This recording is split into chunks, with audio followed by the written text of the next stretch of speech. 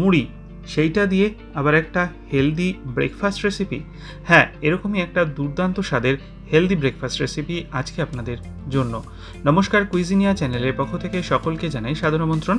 আমাদের সবার channel কুইজিনিয়াকে subscribe করে পাশে থাকা বেল বাটন আর অল আইকন প্রেস করে রাখলেই সব নতুন ভিডিও নোটিফিকেশন আপলোড হওয়া মাত্র আপনাদের কাছে পৌঁছে যাবে। একটা বাটিতে আমি নিয়ে নিয়েছি বেশ কিছুটা মুড়ি। এখানে 4 কাপ পরিমাণ মুড়ি নিয়েছি।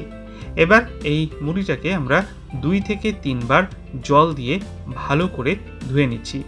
আর জল দিয়ে ভালো করে ধুয়ে নেওয়ার কারণ হচ্ছে তাহলে পরিষ্কার হয়ে যাবে। এবার জলটাকে ঝরিয়ে আমরা 10 মিনিট রেখে দিয়েছি। 10 মিনিট পরে মুড়িটা দেখুন কীরকম নরম হয়ে গেছে।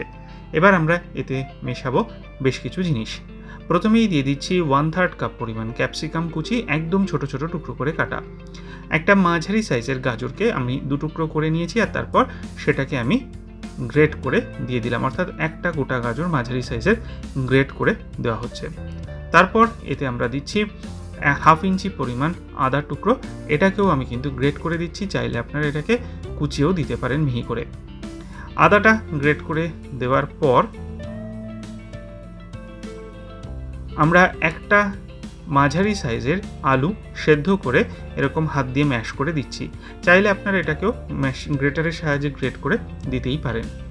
আলু সেদ্ধটা দিয়ে দেওয়ার পর এখানে আমরা 4 টেবিল চামচ পরিমাণ সুজি দিচ্ছি। এরপর দেওয়া হচ্ছে স্বাদ অনুযায়ী নুন,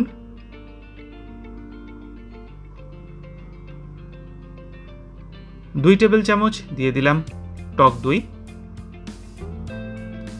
1/2 টিস্পুন চিলি ফ্লেক্স,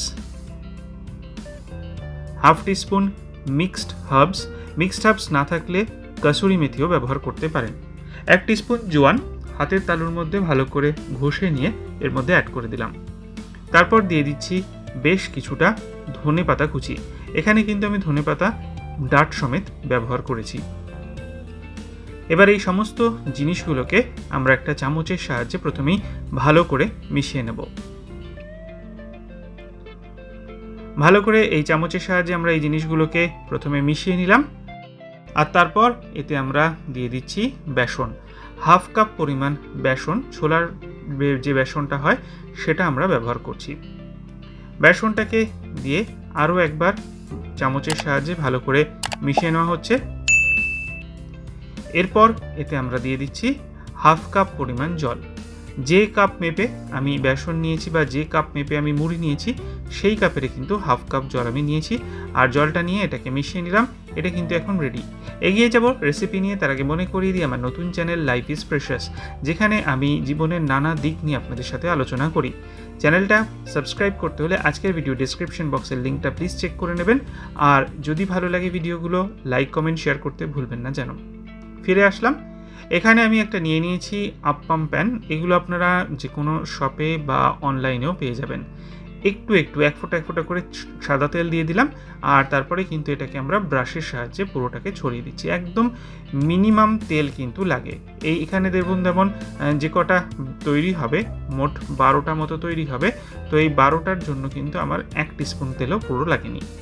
এবার আমরা ওখান থেকে মিশ্রণ থেকে চামচের সাহায্যে তুলে এই খোলা জায়গাগুলোতে দিয়ে দিচ্ছি। যতটা করে আটবে আমি এরকমভাবে দিয়ে দিচ্ছি।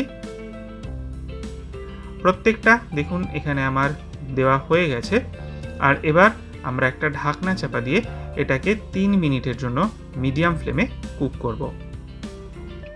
3 মিনিট হয়ে গেছে, ঢাকনাটাকে তুলে নিলাম, আর এবার আমরা এটাকে সন্তর্পণে এরকমভাবে উল্টে দিচ্ছি। এটা কিন্তু যেটা দিয়ে আমি উল্টাচ্ছি এটা কিন্তু আপ্পাম মেকারের সাথেই দিয়েছে, আপনারা না থাকলে এটা চামচ বা ছুরি যে কোনো একটা কিছুর সাহায্যে কিন্তু ইজিলি উল্টে দিতে পারেন।